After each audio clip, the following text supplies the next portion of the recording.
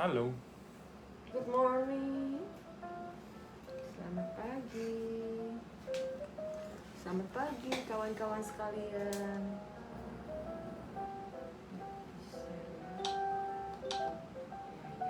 Pemberitahuan.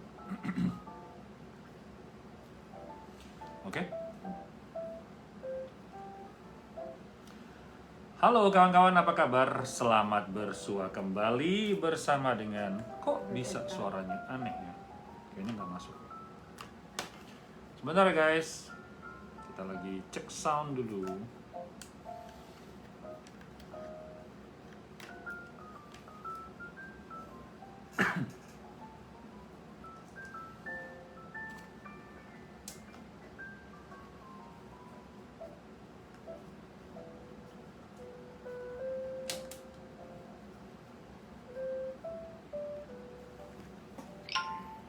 Halo, apa kabar kawan-kawan sekalian? Selamat bersua kembali bersama dengan Selamat pagi.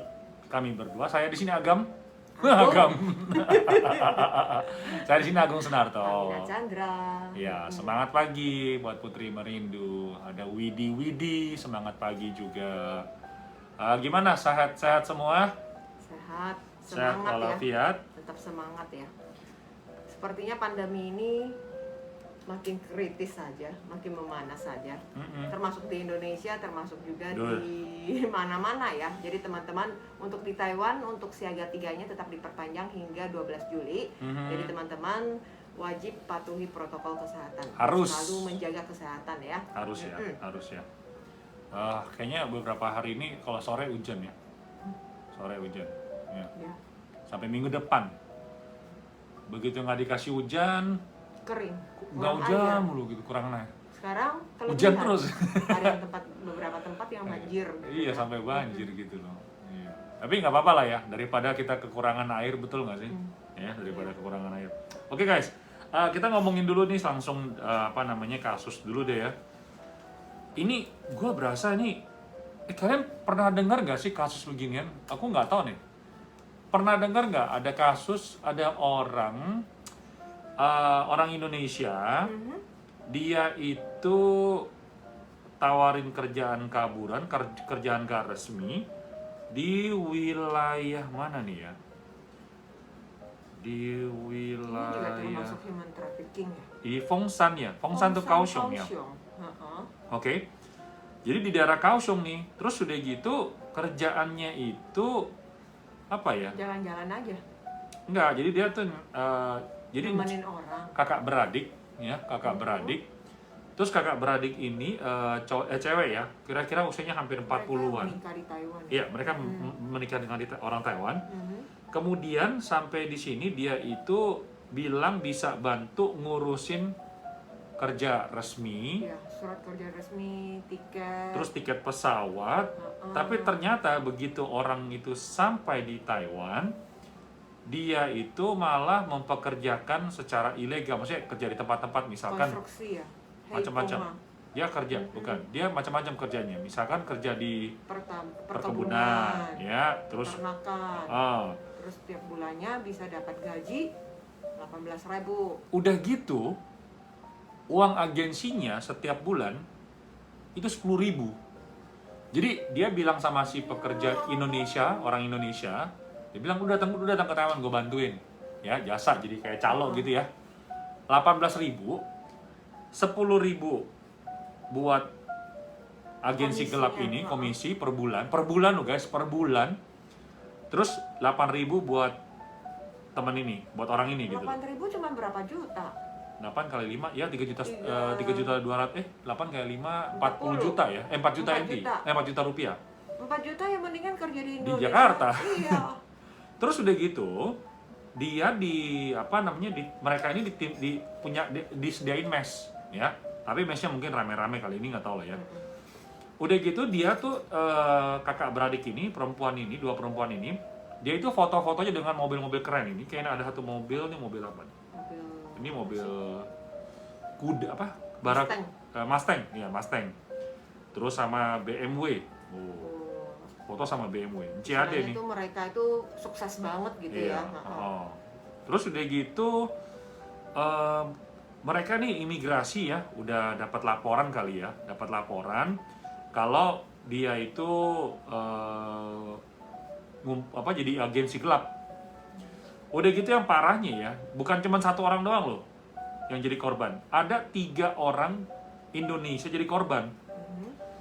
Terus udah gitu pas lagi diajakin dilakukan BAP ya, si teman-teman kita ini 3 orang ini orang Indonesia yang lewat dia itu sedih, dia bilang aduh gua pada kesini tuh mau nyari uang, tapi ternyata sampai di sini kerjaannya seperti ini, gajinya kepotong dan segala macamnya gitu. Iya. Belum lagi mereka udah terlibat dalam kasus ilegal ya. Iya. Terus pemalsuan dokumen. Betul. Bekerja nggak resmi dan menjadi korban human trafficking. Ya kasihan juga sih ya. Jadi dia tuh tanggal 11 bulan Juni mereka tuh ditangkap ya di wilayah di wilayah Chiayi ya, di wilayah Chiayi. Terus gitu mereka akan berhadapan dengan proses pengadilan. Iya, kasusnya adalah human trafficking, pemalsuan dokumen ya. Dan begitu ya itulah kira-kira seperti itu guys kasusnya. Jadi sebelum masa pandemi Amina juga ada sih ya teman-teman yang dari Indonesia, mereka menanyakan, katanya bisa nih saya datang ke Taiwan, yang penting itu bisa dapat visa dulu. Yang penting dapat visa, makanya dia berupaya keras untuk mendapatkan orang yang bisa menjamin dia datang ke Taiwan, baik itu berlibur. Sebenarnya lebih banyak datangnya dengan menggunakan visa turis. Betul. Nah, setelah datang ke Taiwan ditemui agen seperti ini, agen ilegal ini, mereka memperkenalkan dia pekerjaan, memberikan dia tempat tinggal, kasih dia pekerjaan, tapi komisinya itu tinggi sekali. Iya, gila, bayangin loh guys, gaji 18.000, 10.000 diambil sama 60%. Iya, parah. 60% diambil sama parah banget agennya. Ya. Dan ini sama-sama orang Indonesia. Ya mungkin sama-sama orang Indonesia baru bisa gitu kali ya. Kan bisa kan ngerti. Kan percaya, ngerti sama, apa? Lagi pula kita percaya, pikirnya orang sekampung nih, tanpa dia aku nggak bisa dapat kerjaan gitu. Jadi sama-sama sama-sama orang Indonesia, terus udah gitu komunikasi lebih gampang, malah jadi korban penipuan gitu. Jadi inilah kejadian yang ada di wilayah selatan. Jadi kalau misalnya kamu nih teman-teman ya, yang mungkin sekarang udah kemungkinan terjadi mungkin ini kali ya, kecil kali kan lagi pandemi ya, jadi dari Indonesia mau masuk ke Taiwan pun juga susah gitu loh. Tapi ini kejadiannya kan dari tahun kemarin ya, terjadinya gitu loh. Jadi kalau misalkan kalian ini ada teman, mungkin saudara ditawarin bilang, mau berangkat ke Taiwan kan nih, gue ada jalurnya. Hati-hati tuh ya, hati-hati. Kasihan lo, bener lo. 18.000, 10.000 dipotong agensi, 8.000 dia simpan sendiri. Itu parah sih menurut gue. Ini pelajarannya mahal sekali ya.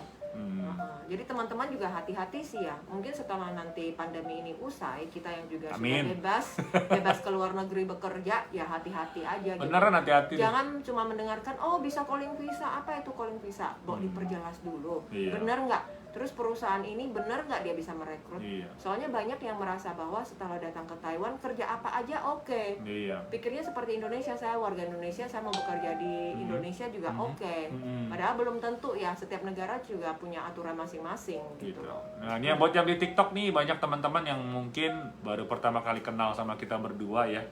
Terus gitu mungkin tahu, nih dari Taiwan tuh. Kak, ada kerjaan di Taiwan nggak? Itu sih sering banget DM ke TikTok ya. Tanya, Kak, ada kerjaan di Taiwan nggak? Kak, aku pengen berangkat ke Taiwan. Bisa kenalin nggak agensi? Ya cobalah kalian, ini yang buat yang di TikTok nih ya. Atau mungkin yang di Facebook juga, mungkin yang lagi nonton juga dari Indonesia. Kalau kamu berangkat ke Taiwan, ceklah di situs BP2MI ya, BP2MI ya. Temanku kaburan kerja di rumah sakit, potongan izin setiap bulan 30.000 lebih. Wih. Gajinya berapa itu? Iya nih, ngaco nih. Siapa nih? Noca. 30.000 rupiah. Yang bener nih, masa sih dipotongnya 30.000? Lah gaji di rumah sakit berapa? 60.000? Gak mungkin nih kayak gini, tiap bulan 30.000 lebih. Berapa gajinya? Coba dong klarifikasiin, aku kaget ini. Masa gajinya dipotong 30.000? Rata-rata ya kalau misalkan yang bekerja di rumah sakit. Gajinya 60.000. Wah, Masya Allah, keren banget. Tapi potongannya juga mahal. Gila.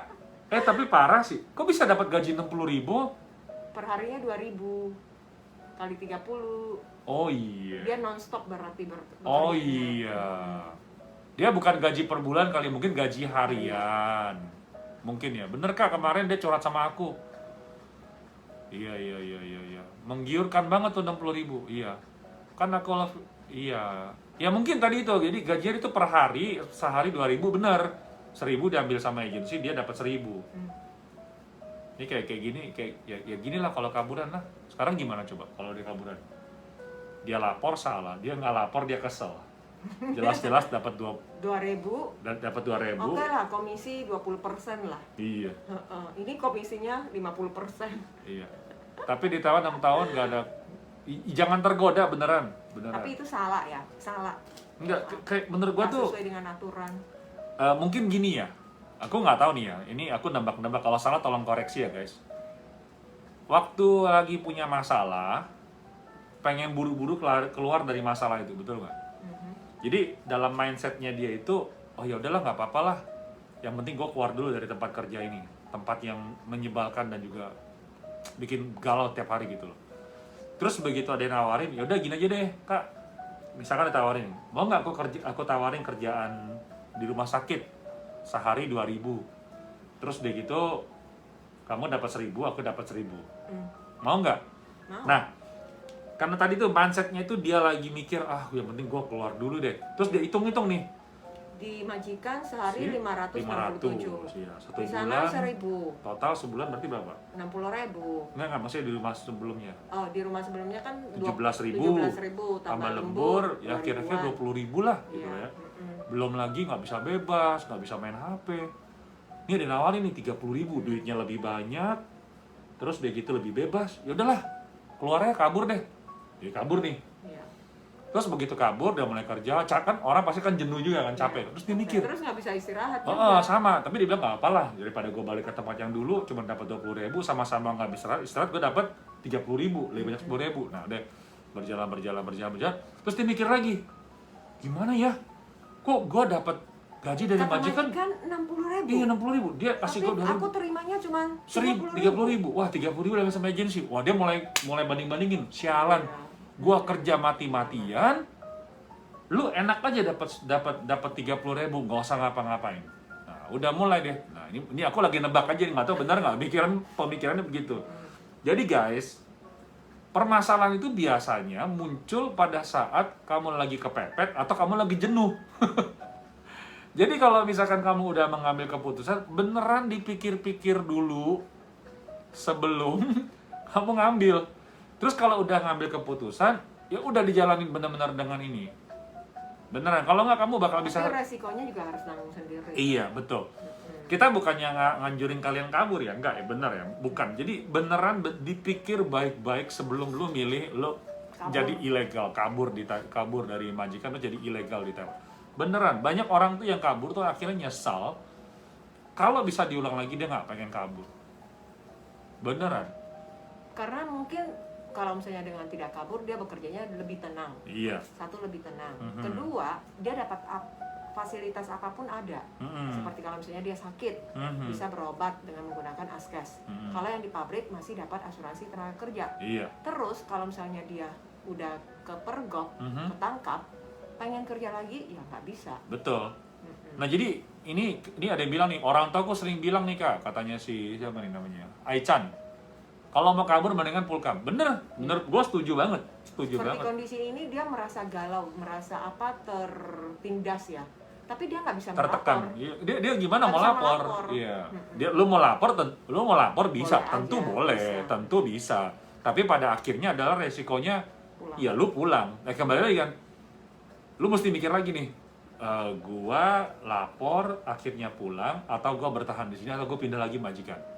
Kan itu kan pertimbangan. Ini gue punya logika itu, gue nggak tahu logika gue benar apa enggak. Kalau salah tolong dikoreksi.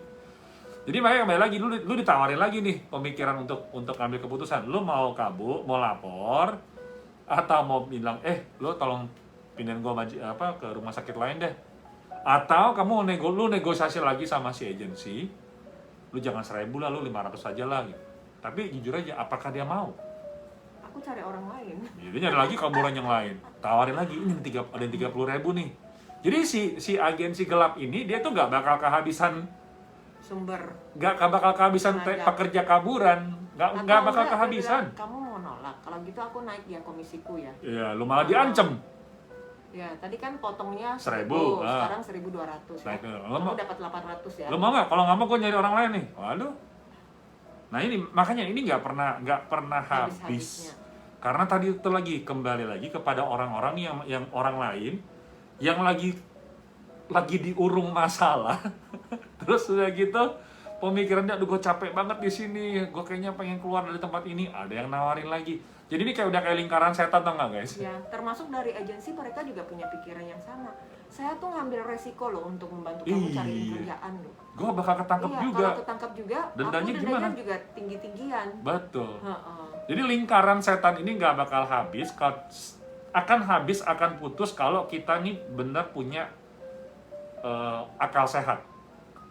Maksud aku akal sehat tadi itu. Jadi sebelum lu ngambil keputusan, lu mau kabur, mau lari dari majikan, terus gitu ngerjain kerjaan ilegal, lu benar-benar mikir matang, dan lu akhirnya memutuskan untuk nggak kabur, itu akan putus mata rantainya. Tawaran godaan itu setiap hari pasti, godaan setiap hari ada guys. Kalau godaan nggak ada, ya dunia ini nggak ada diabetes. Coba kalau nggak ada diabetes, lu pagi-pagi bangun, sehat ya? Lu pagi-pagi bangun, mau beli ke toko sarapan, pilihannya banyak kan? Ada teh manis, ada kopi manis, ada teh susu, ada teh tawar sama kopi tawar, kopi pahit, ya kan? Ada sandwich dengan salad doang, atau sandwich dengan ayam goreng, ikan tuna. Lalu pilihnya itu tiap hari godaan ada. Terus sampai mau tidur nih, tiba-tiba perut lapar. Pilihannya banyak, gue minum susu, minum air, atau makan ayam goreng cipai, minum cencunai. Godaan tiap hari ada sayang. Jadi jangan bakal habis-habisnya ya. Katanya si Mongol, kalau balik lagi ngomongin Mongol, jangan salahin setan. Kadang-kadang setan mesti sedih kali ya. Kok gue disalahin ya? Yang berbuat siapa? Yang nikmati siapa?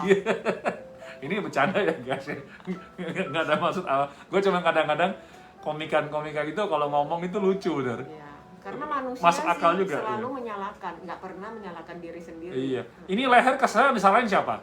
Bantal yang disalahin. Kalau nggak istri, kok taruh bantalnya gitu? Iya. Nggak agak tengah. Kok taruhnya ke pinggir begitu ya? Iya, istrinya bener. Tuh salah istrinya. Taruh bantalnya itu di pinggir gitu, di tepi-tepi ranjang. Betul. Oke guys, kita akan lanjut lagi dengan obrolan lagi mengenai COVID-19 ya. Ini COVID-19 di Taiwan ada perkembangan baru nih. Semangat pagi buat teman-teman sekalian ya. Hahaha, dietnya besok aja kan? Iya, betul. Diet selalu terjadi di esok hari gitu. Kalau pabriknya bangkrut, apa bisa job pabrik lagi? Bisa. Tetap bisa ya. Nanti kita bakal ngomongin dulu juga soal pindah majikan. Sama itu ketentuan ini untuk biaya agensi, biaya service agensi guys. Yang himbauan dari Meto itu. Sebentar ya guys ya. Semangat. Wah, memori 2007.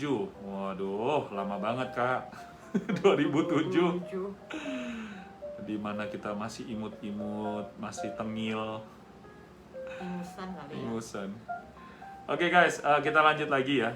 Masih bersama dengan Agam, saya di sini Agung Sunarto. Kalian sedang menikmati acara Pertemuan Dua Hati. Ya, dipersembahkan oleh Badan Pengembangan Ketenagakerjaan, Kementerian Ketenagakerjaan di Taiwan. Yap, yang disiarkan lewat Facebook, TikTok, dan juga radio. Aka Formosa. Oke.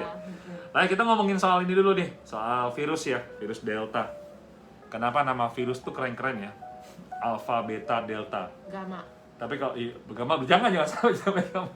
Ada kan? Udah muncul ya? Ada. Oh my god. Terus kalau misalnya yang Alpha itu dari Inggris kalau nggak salah ya. Yang Delta India. Iya. Terus yang Gamma itu Spanyol ya kalau tidak salah. Oh, okay. Karena sekarang untuk menghindari namanya diskriminasi, makanya diambil nama-nama yang umum. Iya, jangan menyebutkan nama suku atau nama negara, nama daerah, jangan lah ya. Itu bener. Jadi bisa menimbulkan diskriminasi. Bener sih, bener juga ya. ini menurut gua politik. Dulu waktu lagi ada virus COVID-19 bilangnya virus Wuhan. Terus begitu ini udah selesai, redup, dia bermutasi pindah ke India, dia nggak bilang virus India. Atau juga kan Terus udah di Inggris. iya, terus begitu sampai di Inggris ganti nama. Bilangnya kan dulu bilangnya Inggris, kan sekarang nggak boleh diskriminasi. Ganti jadi apalah gitulah, virus alpha. Begitu sampai ke Spanyol jadi virus gamma. Terus pulang jadi apa? Jadi delta. Menurut gue ini orang-orang yang kasih nama ini kurang ajar menurut gue. Jujur ya. Enggak, dia telat kasihnya. Enggak. Kasih namanya telat. Begitu dia dari Asia, dia pakai nama Asia. Begitu sampai di negeri barat, diganti namanya. Enggak cuman Asia, Afrika juga. Kan Iya. ada flu babi Afrika. Tuh, nggak dirubah kan? Padahal dulu ya flu unggas itu lebih banyak di negara-negara benua Amerika. Tapi kenapa nggak disebut? Sebutnya virus H1N1. Kan namanya keren kan? Itu namanya politik guys, jangan kena tipu. Bener, gue berasa nggak adil. Gue berasa nggak adil. Kenapa kalau Asia baru disebutin nama daerah? Kalau sampai di negeri bule, nggak mau mereka sebutin negeri bule. Bener nggak? H1N1, apalagi? Alpha, Delta, flu unggas, flu babi. Babi kenal lagi. Gue kasih tahu, flu babi ya. Gini, lo tau nggak? Di Amerika tuh ada namanya apa namanya itu? Demam, singkat. Bukan, yang sapi, yang sapi, daging sapi itu loh. Oh. Apa namanya tuh?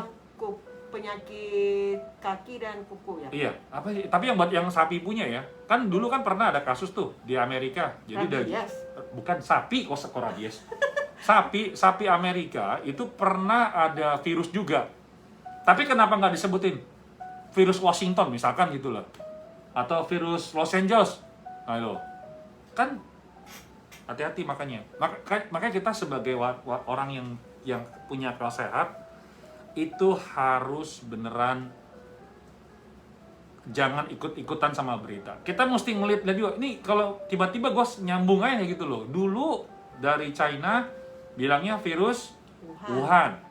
Dia bermutasi ke India, kenapa nggak jadi berubah jadi virus Inggris? Namanya keren, Alpha, Delta, Gamma. Bener nggak? Makanya jangan terpengaruh. Beneran jangan gampang, beneran. Itu banyak cerita-cerita di belakang itu. Ya, itu sih menurut gue, perspektif gue ya. Balik lagi ngomongin situasi di Taiwan ya, penularan COVID. Ya, virus Delta. Oke. Namanya keren namanya. Sementara sih untuk beberapa belakangan hari ini untuk angka penularan sih udah mulai menurun ya. Ya, hari Jumat 76. Ya, hari Jumat 70. Moga-moga Sabtu turun lagi, Minggu turun lagi, terus sampai dengan 0. Kayaknya susah sih. Soalnya kemarin harapan ya, setiap orang harus punya harapan. Kemarin di mana di Taoyuan, di rumah sakit apa namanya tuh? Palingse. Iya, Kucing juga kayaknya ada lagi veteran. Itu juga kena lagi tuh. Kayaknya ada 30 deh yang apa?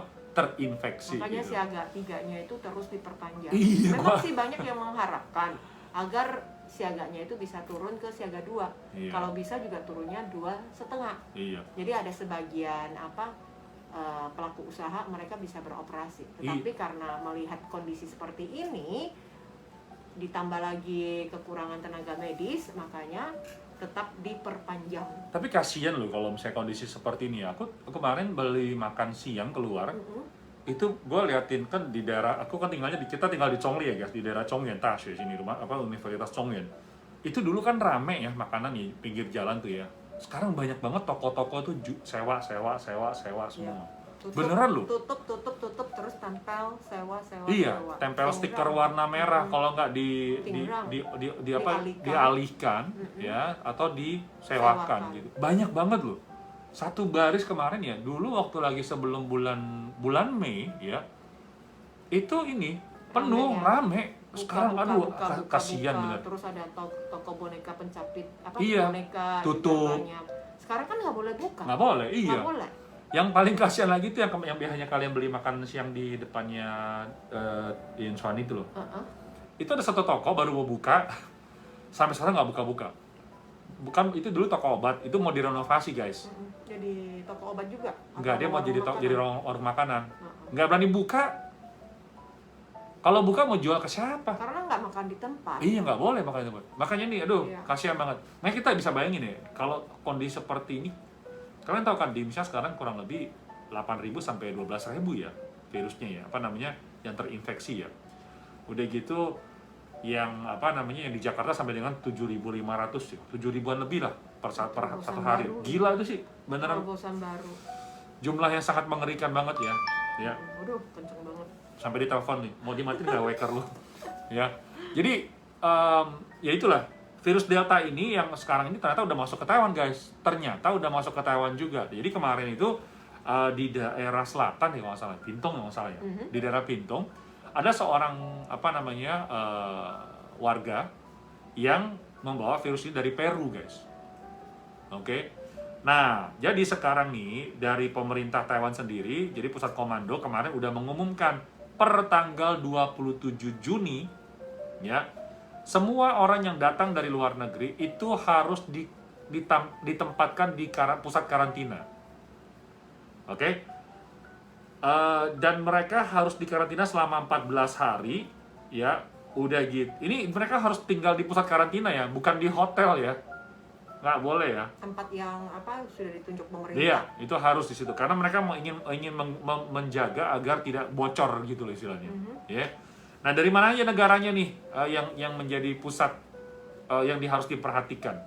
Yang pertama itu dari Brazil, India, termasuk Inggris, Peru, dan Israel, Indonesia, dan Bangladesh. 7 negara. Israel juga ya. Padahal Israel paling awal loh ya, seluruh warganya itu sudah vaksin, hampir semua tuh vaksin. Mereka lebih cepat loh. Jadi nggak tahu lah, pokoknya kali ini 7 negara yang kita harus perhatikan adalah ternyata dalam listnya itu ada Indonesia. Ya kenapa ya? Habis Indonesia sekarang habis Lebaran banyak begini. Ya. Lagian kok bisa ya orang Taiwan keluar ke luar negeri? Oh enggak, mereka biasanya kadang-kadang itu mereka memang kayak diaspora Taiwan di luar negeri. Udah gitu mereka pulang.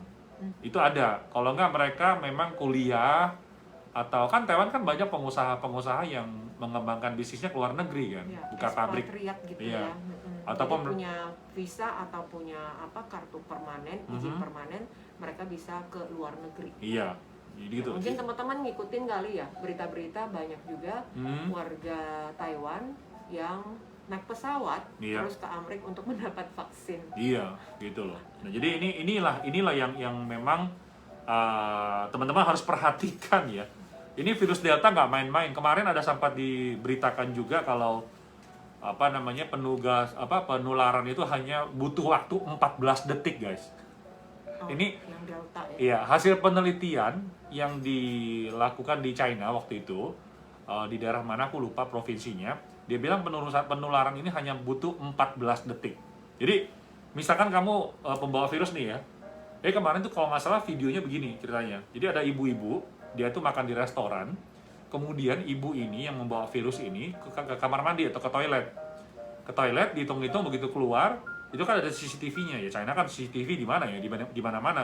Terus dia gitu dihitung kira-kira 14 detik. Terus orang yang pernah ke kamar mandi itu keluar langsung kena 14 detik aja, guys. Ini sih makanya ya kenapa pemerintah Taiwan selalu bilang katanya di rumah aja. Beneran di rumah aja. Kita udah sebulan lebih ini nggak kemana-mana ya kalau 1 minggu ya. Iya, tetanggaku balik ke Amerika karena mau vaksinnya. Itu. Itulah orang punya duit sama orang yang orang yang sedang-sedang aja. Iya, makanya jangan bilang, aku nggak suka jadi orang kaya, aku mau hidup sederhana. Ini kalau kayak begini, ayo. Siapa yang akan terselamatkan duluan? Jadi orang kaya, guys, jangan jadi orang miskin. Jadi orang miskin itu kalau lagi ada kesulitan kita beneran sulit. Oke, guys. Pertama. Apa? Orang yang pertama disulitkan. Iya sih. Kalau lagi enak orang kaya duluan. Kalau lagi sulit orang miskin duluan. Ya, gitu ya.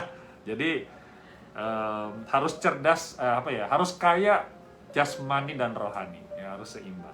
Oke, jadi orang kaya itu bisa membantu banyak orang, teman-teman. Kaya itu jauh lebih baik, Kak. Betul. Karena kaya itu bisa selain bisa menolong sendiri, menolong orang lain tuh bisa. Beneran. Jadi hatinya pun juga makin kaya. Iya. Anaknya nenek juga pergi ke Amerika untuk vaksin. Nah, tuh kan. Coba kalau Orang kita punya Indonesia duit. juga ada loh. Ada lah, ada. Sampai rame kan di bandara kemarin tuh. Apa namanya, Oh, orang itu yang yang orang- berbondong-bondong vaksin ke Amerika. Ada juga yang Fauci tuh. Iya, satu kamar atau satu kapal di charter. Kapal di charter. Iya. Oke guys, lanjut lagi ya. Kita ngobrol-ngobrol lagi soal informasi nakar nih.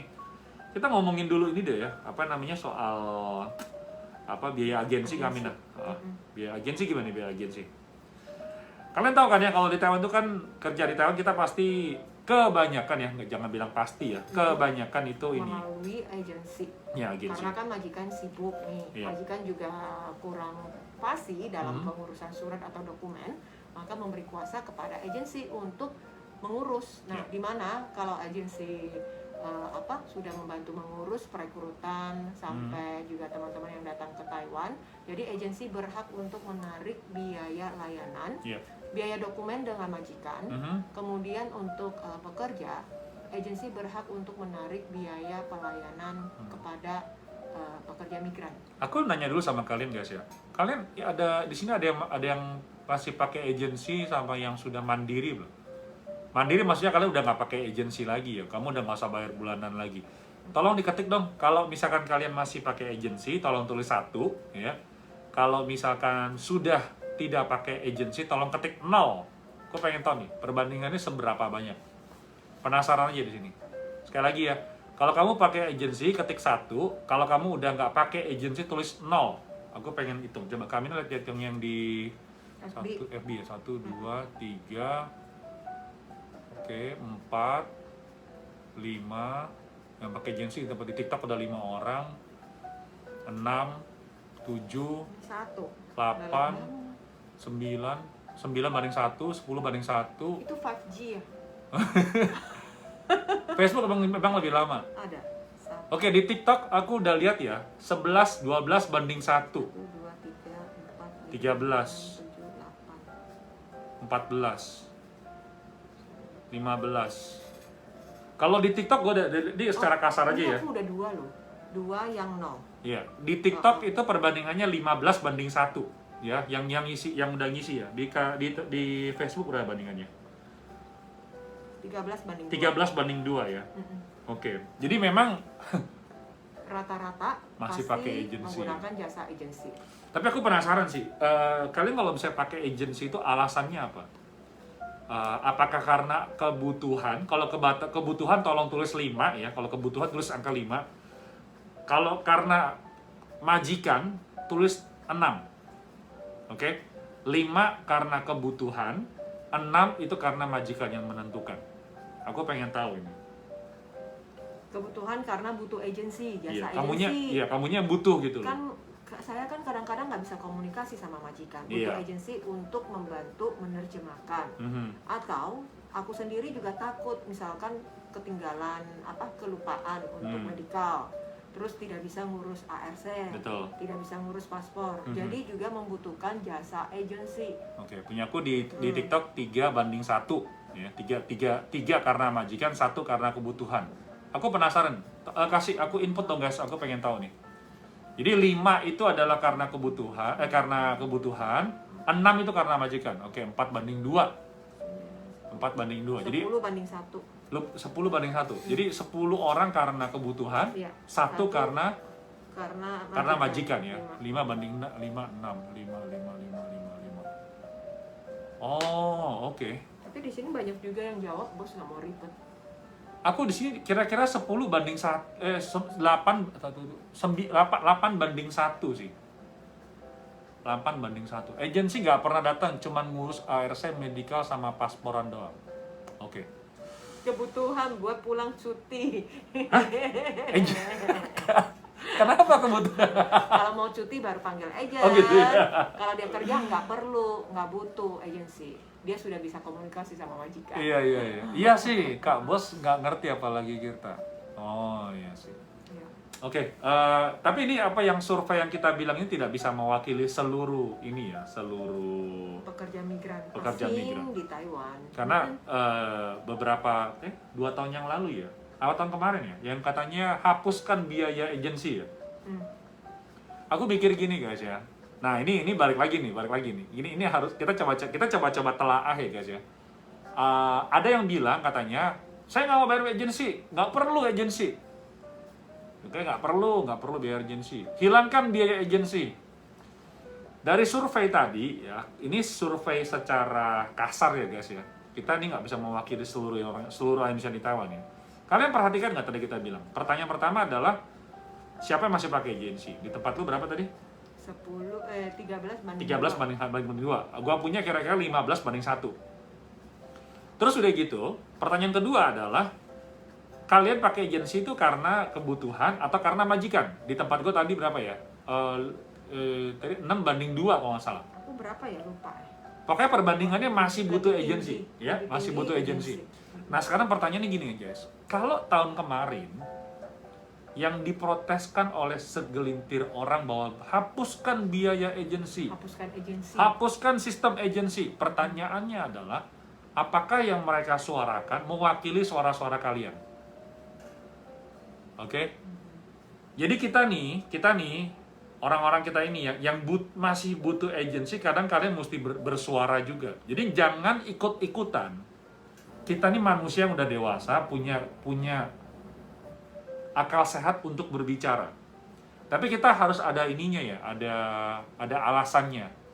Karena aku yakin di dunia ini tidak ada cuma satu suara, pasti ada suara kedua, suara ketiga. Nah kita mungkin di antara kalian yang masih pakai agensi dan memang membutuhkan agensi, kalian harus bersuara.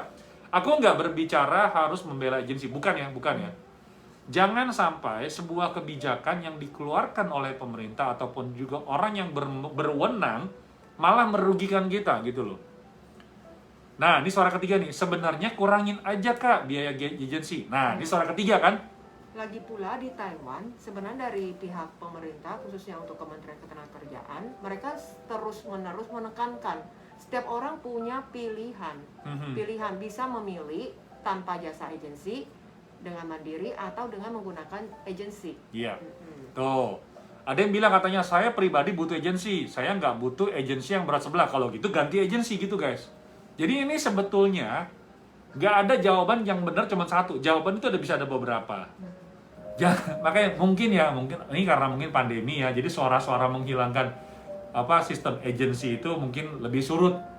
Tapi menurut aku kalau misalkan kalian melihat sebuah berita ataupun juga sebuah petisi ataupun juga sebuah kegiatan misalkan turunkan apa-apa gitu ya, kalian turunkan harga cabai.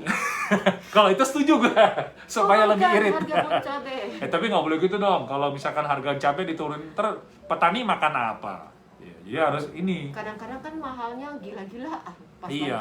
lagi permintaan naik gitu. Betul.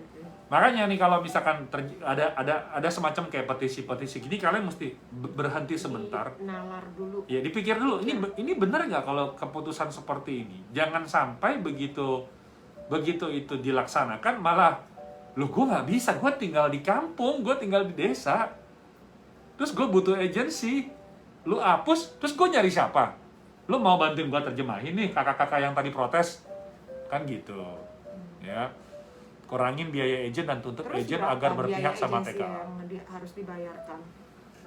Nah, saat ini kita ngomongin secara hukumnya dulu ya. Saat ini biaya agensi itu tahun pertama 1.800 ya. Tahun kedua 1.700, tahun ketiga 1.500 dan seterusnya ya. 1.500. Betul. Nah, pertanyaannya adalah mungkin kawan-kawan bilang aku tiap kali bayar agensi tapi agensi nggak pernah datang. Iya, di telepon pun nggak pernah. Nah, kalau kabar juga nggak pernah. Nah, kalau kayak gitu, kamu ganti agensi. Agensi itu kayak all shop, tau nggak sih guys? All shop. Lu beli barang sama gue, terus lu berasa servis gue nggak bagus, barang gue jelek, ya lu ganti kan, lu cari penjual yang lain kan? Betul nggak? Misalkan lu sekarang beli barang di Seven nih, lu sebel banget sama si pegawainya, kok galak banget sih? Gue lain kali nggak mau ke Seven ini lagi, gue mau pindah ke 8-Eleven. misalkan bisa pindah kan? Lah kenapa agensi kamu nggak pindah? Jadi juga punya pilihan ya, Iya. nggak pasti harus di agensi itu. Benar loh, di Taiwan itu sebetulnya menganut sistem market bebas ya guys. Jadi kalau kamu nggak puas dengan servis ini, kamu bisa pindah. Itu boleh, dan tidak dikenakan biaya.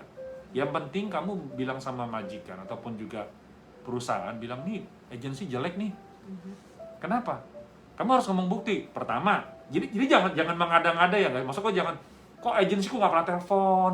Terus nggak pernah kunjungan Iya. gitu, dikunjungi lihat gitu, cuma diliatin gitu. Sampean itu mau pacaran atau mau kerja gitu. jadi nggak usah neko-neko kita ya. Kita kan butuhnya apa? Begitu ada masalah, penerjemah muncul, betul nggak? Iya. Begitu komunikasi nggak lancar, penerjemah bisa menyampaikan maksud ataupun juga menjadi Ya. pelicin antara agensi sama majikan sama pekerja. Apalagi ya, kalau aku sakit nggak tahu ke dokter, kasih tahu gimana. Mereka bisa membantu, memfasilitasi. Betul. Kan nggak mungkin kita tiap Atau hari. juga walaupun tidak sesuai dengan tindakan ya, tapi diberi informasi. Betul. Ya ada siaga 3 ya, kalian nggak boleh keluar ya. Betul. Usahakan nanti kalau keluar itu harus pakai masker ya. Kalau nggak pakai masker itu bisa didenda ya, 3.000 sama 15.000 ya. Kayak begitu-gitu kan informasinya disampaikan oleh agensi kepada pekerja. Sebenarnya yang kita butuhkan itu doang kan. Kalian juga nggak kepengen kan tiap hari diteleponin sama penerjemah kan? Terus bermasalah sama majikan. Iya kan? Tiap hari butuh penerjemah. Gini deh, aku tanya sama kalian yang sekarang mungkin ngeluh sama agensinya. Kalian pernah pikir nggak, kalau misalkan setiap hari penerjemah kamu ataupun juga agensi kamu setiap hari telepon kamu dah? Ada yang suka kali, penerjemahnya ganteng. Oh iyalah, gue 365 hari mengharuskan penerjemah tiap hari telepon. Setiap kali telepon 1 jam. Itu lowongan penerjemah pasti banyak. Nggak ada yang mau jadi penerjemah Kak Agung. Gue bukannya gue sok tahu guys.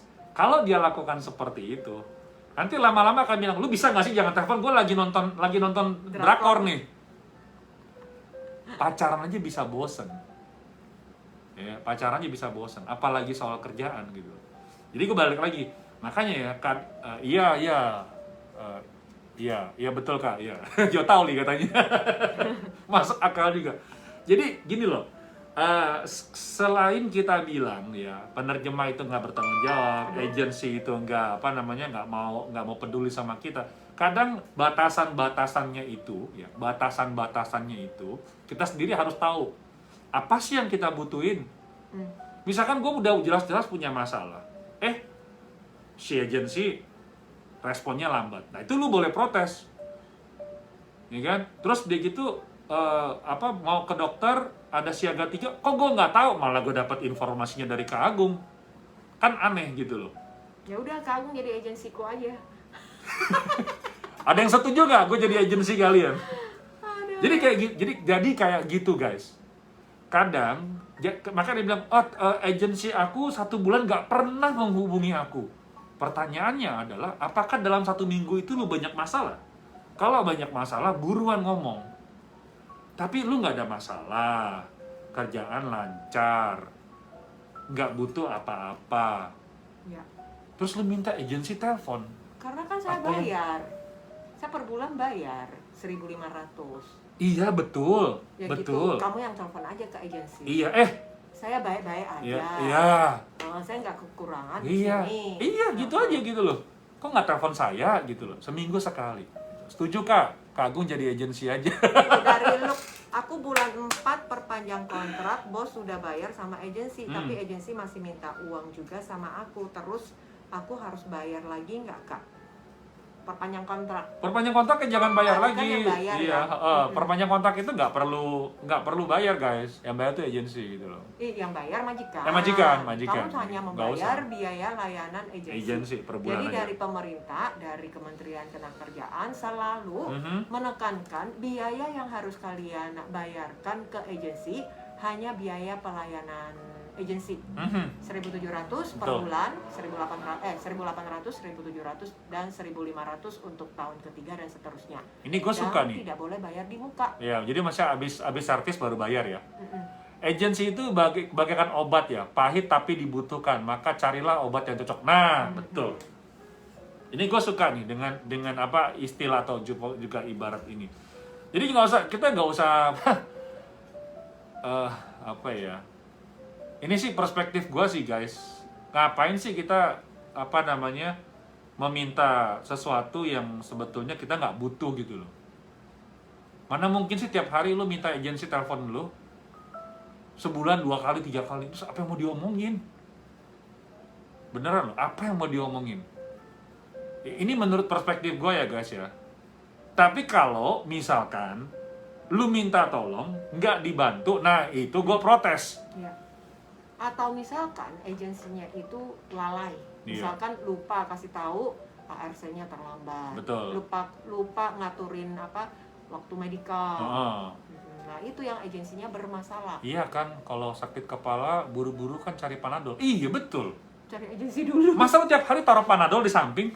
Kan nggak mungkin. Enggak, saya telepon agensi dulu. Selesaikan masalahku, kepalaku sakit. Ini gue suka nih. Apa agensi itu sebagaikan obat ya, pahit tapi dibutuhkan. Terus tadi ada yang bilang, iya kok sakit kepala buru-buru cari Panadol. Lu nggak mungkin kan tiap hari di meja taruh Panadol. Siap-siap nih, kalau misalnya ada masalah dia harus gue makan. Enggak juga kan. Tapi kalau lu kalian bermasalah, ya lu sakit kepala, makan Panadol nggak bisa nyembuhin, lu ke dokter. Ya sama kayak agensi, lu punya masalah, lu telepon ke agensi nggak peduli, telepon ke 955. Nih agensi brengsek nih, nggak bantuin gue. Ini bedanya apa sih? Apa? Aku mendingan apa-apa bilang ke agensi daripada penerjemah. Oh mungkin dia bosnya Agensi dan penerjemah beda. Mungkin agensinya bosnya Sales gitu bahasa Mandarin, nah, penerjemahnya mungkin agak dodol gitu, mungkin ya.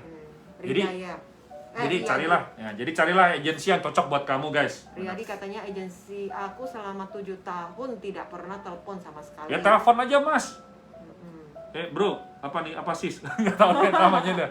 Nggak beneran, kalau lu butuh agensi, dia nggak telepon, lu telepon dia, bilang, kalau nggak pernah telepon gua sih, kenapa? Nggak apa-apa sih, kangen aja malu, kan selesai. Dibikin lucu-lucu gitu loh. Jika ada persoalan, telepon agensi dan agensi cepat tanggap, itu udah senang banget. Nah, itu kuncinya. Kata Putu, pengalaman aku kontrak pertama pakai agensi, majikan cerewet, tukang komplain. Agensi datang tiap bulan, selalu bawa penerjemah. Karena aku baru pertama datang ke Taiwan. Pindah agensi nggak gampang loh kak, pengalaman aku. Thanks God dapat majikan baik, sampai sekarang nggak pakai agensi. Kita kasih tahu, pindah agensi itu memang nggak gampang. Tapi yang pasti kalau kamu sama majikan berasa memang ini agensi ini nggak berfaedah, kamu bisa pindah-pindah, beneran. Ya, moga-moga terbuka ya dengan obrolan kita seperti ini. Kenapa harus butuh agensi dan kapan agensi itu bisa servisnya kita bisa pakai. Sekali lagi tadi kami udah ngomong sama kalian, biaya agensi itu tidak boleh dipungut di depan atau di muka, ya. Bayarnya begini nih. Iya. Kalian beli barang aja COD, betul nggak? Barangnya sampai baru bayar, betul nggak? Service agensi juga seperti itu, ya. Jadi harus. Kalau ada pungutan liar, bisa dilaporin. Laporin. Terus agensi kena denda? Kena denda 10 sampai 20 kali lipat, ya. Beli barang aja COD, service agency juga COD. Lu kasih gua layanan dulu, gua butuh, gua telepon, lu angkat, lu terbantu gua selesai masalah, akhir bulan baru gua bayar. Kalau gua telepon lu nggak pernah bayar, ngapain gua bayar agency? Itu haknya kita ya sebagai konsumen ya. Pelanggan guys, kita ini pelanggan, oke? Kalau misalkan ternyata agensi kalian ini nggak benar, nggak becus kata Kak Amina, ya udah kamu diskusi sama majikan ini gimana sih? Gue minta tolong sama si agensi nggak pernah bantu. Ya, bisa mengut liar. Iya, kita pindah aja nih. Gue punya teman agensi ini, kita pindah ke sini aja deh bos. Ini orangnya baik nih. Saya kalau panhanhau. Ya udah, panggil agensinya baru, langsung proses pindah agensi. Jadi lama-lama agensi yang nggak bener-bener profesional dan juga mau membantu, ini kan bisnis manusia ya, jasa ya. Lama-lama akan mati dengan sendirinya. Di mana-mana kita ngomongin soal mutu ya. Produk ada mutu, service ada mutu, jasa itu ada mutu. Ya, dan kita juga jadi orang yang bermutu. Oke guys. Matur nuwun. Pamit dulu, semoga saja informasi bermanfaat. Salam sehat selalu ya. Salam optimis, sampai jumpa. Bye.